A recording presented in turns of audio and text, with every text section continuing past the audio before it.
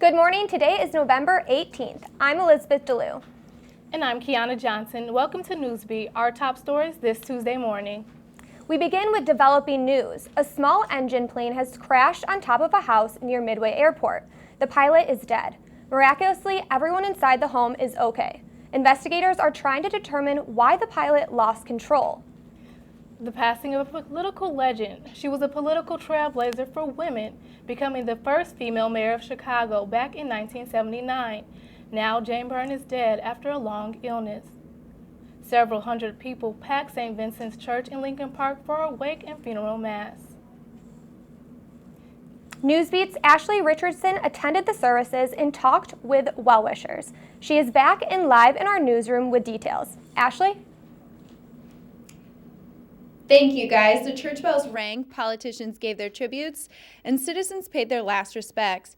Jane Byrne was the first woman to become mayor of the city of Chicago, and Chicago gave her a major send-off for her grit and her style. St. Vincent's is the church where the First Lady of Chicago grew up. Her parents were members, too. It's only fitting that it's the place where her final mass is held. Hundreds of people came early to say their goodbyes and to remember a woman who beat the odds in 1979. She didn't just blaze a new trail for women in politics. She blazed a new trail forward for a better future for the entire city of Chicago. She beat the Democratic machine, though a part of it, but not really a part of it because she was a woman. She beat the incumbent, Bill Belantic, after he failed to get the city up and running again after a massive snowstorm. Jane Byrne often made headlines from controversial decisions like moving into the Cabrini Green Housing Project to being the first to make room in Chicago's budget so that the city could match dollar-for-dollar donations employees made to charity. Today, citizens all across the city remembered her.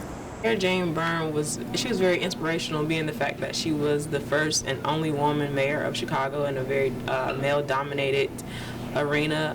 She was very inspirational for a lot of women. I think it definitely helped push the feminist movement at the time. It's very depressing. I was very sad to hear about it. I heard about it through my pastor this past Sunday at church, and it really just made me feel, a certain way about it, and my condolences go out to her family. In lieu of flowers, the family is asking that donations be made to a scholarship foundation. It's the Jane Byrne Scholarship at DePaul University. Information is online. I'm Ashley Richardson, live in the newsroom. Back to you guys in this. Thanks, Ashley. Jane Byrne was a pioneer in her own right as Chicago's first and only female mayor. What did she accomplish as a trailblazer? Newsbeat Jessica Lang joins us to talk about Byrne's legacy here in Chicago. So Jessica, what sort of impact did she have on Chicago? Hi, ladies. An impact she made indeed. You know that food festival in Grant Park we indulge in every summer? That's right. It was Jane Byrne who started the Taste of Chicago, among her other accomplishments. Take a look. Jane Byrne for that. Chicago's museum campus with stunning views of the skyline was her brainchild, giving Chicagoans and tourists alike a fun place to explore and learn. Being first seemed to be a thing for Byrne. Not only was she Chicago's first female mayor, serving as a role model to girls everywhere, but she also was the first Chicago mayor to recognize the gay community, even marching in the Pride Parade. The first don't stop there. In 1982, her dedication to the Vietnam Memorial was the first of its kind in the country, recognizing men and women who served. The memorial is now a plaza on Wacker Drive. Byrne focused on Chicago's rising crime during her time in office. She passed Chicago's first ordinance banning handguns and rifles. Byrne also created more openings for detectives and made police more mobile via bikes and motorcycles. Back in August, Byrne was finally recognized for her achievements more than 30 years after leaving the 5th floor of City Hall. The Circle Interchange, where the Kennedy, Eisenhower, and Dan Ryan meet, was renamed after her. It's now the Jane Byrne Exchange. Guys, Mayor Emanuel, said he's so happy that we were able to honor her while she was still alive. Back to you. That's great. Thanks, Jessica. Jane Byrne was the first female mayor of Chicago. She was feisty and fun and brutally honest, while others say she was controlling and unyielding. What everyone can agree on is that she was an original. Take a look. Jane Byrne loved fashion. She wore furs and big hats. Byrne said, quote, "I'm a stylish woman and I'm not changing." She even struck a pose with the actors of the Blues Brothers movie. Byrne loved to wear pearls, and she donated some of her old clothes to charity.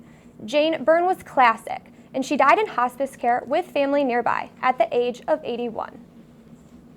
Imagine driving on the Kennedy Expressway and a car crashes into you head-on. That became a reality for one driver. It happened over the weekend. The driver and his 2 passengers were taken to the hospital. Their conditions are not yet known. The wrong-way driver was arrested by Illinois State Police for a DUI. Charges are now pending. A new chapter begins for the Catholic Church here in Chicago. Blaise Supage is the new Archbishop, and he's being installed today. Supage arrived in Chicago last week. More than 24 reporters were at O'Hare to greet him when he got off the plane. The reporters asked him tough questions about what he plans to do about budget problems and child abuse allegations against priests. Supage would only say that he will be tough and fair going forward. A landmark in the Andersonville neighborhood will be replaced due to the weather. The iconic water tower that was once the Swedish American Museum was taken down in March. The water tower was painted with the Swedish flag and had been there nearly 9 decades. It held 20,000 gallons of water that supplied the museum's building sprinkler system. The old water tower will be chopped up and turned into a memorabilia. We will be seeing new replacements soon. And if you are a cultural art lover, you might be interested in this. The Art Institute of Chicago will start opening its new Islamic art gallery tomorrow. 3 years ago, the Metropolitan Museum of Art in New York unveiled the same art collection. There are some 1,200 works of art, all spanning more than 1,000 years. Metro riders, listen up. Fares are going up. Board members have approved a nearly 11% fare increase next year. It starts February 1st, so that means your ticket prices will go up an average 5% next year. One-way tickets will be good for 90 days instead of the current 14. However, the extra charge for buying a ticket on a train will rise from $3 to $5. Well, get ready for winter. Extreme cold is sweeping the nation. It may look pretty out there, Chicago, but it's too cold too soon. Your full forecast is ahead. A dream cruise turns into a nightmare. What happened on the ship that got over 100 people sick? Bill Cosby is keeping quiet after a growing number of allegations claim the comedian assaulted several women in the past. Barbara Bowman is one of his accusers. She recently gave an interview about her alleged sexual encounters with Cosby. His attorney posted a statement online. It says, quote, "Mr. Cosby has no intentions of dignifying the allegations with a comment, and so far, he's sticking to his word." Another tragic and disturbing video from the terrorist group ISIS. Militants claimed in a video to have beheaded former U.S. Army Ranger Peter Kassig. Kassig was providing medical aid to Syrians fleeing the country's civil war. He was captured in Syria back in October 2013. The video released is horrific and barbaric. It shows dozens of people being beheaded in a mass execution. President Obama sent condolences to Kassig's parents. They released a statement saying that they will keep Peter's legacy alive. Over 100 passengers on a cruise ship fall sick of a norovirus. Princess Cruises arrived in California after a trip to Hawaii and Tahiti. 172 passengers became sick with fever, body aches, diarrhea, and vomiting. The Center for Disease Control will meet the ship when it gets back and examine all of the passengers. The cruise ship management says the ship will undergo extensive cleaning before it is used again. The open enrollment period for Obamacare is underway. This is the second time around for the process, and there are now higher costs and penalties. More than 100,000 people signed up for health insurance under Obamacare over the weekend. Americans who need to buy health insurance or make changes to their plan have until February 15th to get it done. The penalty for going uninsured tripled. It's now $325,000 a person, or 2% of the person's income for 2015. Individuals 18 years and under will pay half the price of the adult price. Flu season is here, and as temperatures drop, the need for medical attention rises. But for some, it's considered a luxury they cannot afford. Newsbeat's Priscilla Lopez has more on a local church is joining forces with nonprofits to help people who are not insured get the medical services that they need. Priscilla? The health fair took a lot to put on with the help from the city and the church. The people who came really needed the help. They had a lot of questions, and those questions were finally answered. Call center. Oh, God. Bye. A church in the South Elmdale neighborhood held a health fair to increase awareness in the community and provide services to people in need. About 100 community members visited the church at 23rd and Sawyer Avenue to check their glucose as well as blood pressure and get vaccinated to protect themselves against the brutal winter ahead.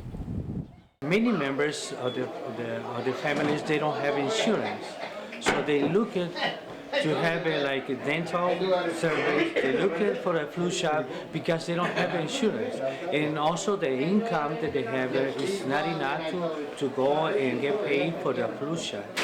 So, and that's why this program is so important in our community, and I see their faces real happy coming and get their service. Not many people know about the free health clinics located throughout the city, like this clinic behind me located in the Lower West neighborhood that's operated by the Chicago Hispanic Health Coalition. It offers various health services for patients that are uninsured, regardless if they have a medical card or their legal status. We noticed in the community there was a strong urge for medical information and a lot of help that they needed because all the members of the community here didn't qualify for Medicare or Medicaid. According to the CDC, about 8% of people delayed seeking medical care due to cost in 2011, and 6% didn't receive the needed care due to cost as well. Incluso yo agarré la información de dentistas para adultos. I needed to see a dentist. It was urgent. Today they gave me the information I needed, and now I can go see a dentist. People can go to the city's website and look up the health department, and that's where you'll find a full list of the free clinics located around the city. And you'll also find some tips on how to stay healthy this cold season. I'm Priscilla Lopez, reporting live in the newsroom. Back to you. Thanks, Priscilla. A 3-6 record weighed the Bears down last week after being slaughtered by the Packers. But a desperate team and fans lead the struggling Bears over the Vikings.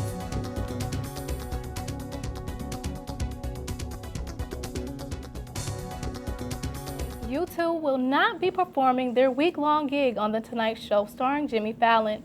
This week, U2's frontman Bono injured his arm while riding a bike, requiring him to have surgery.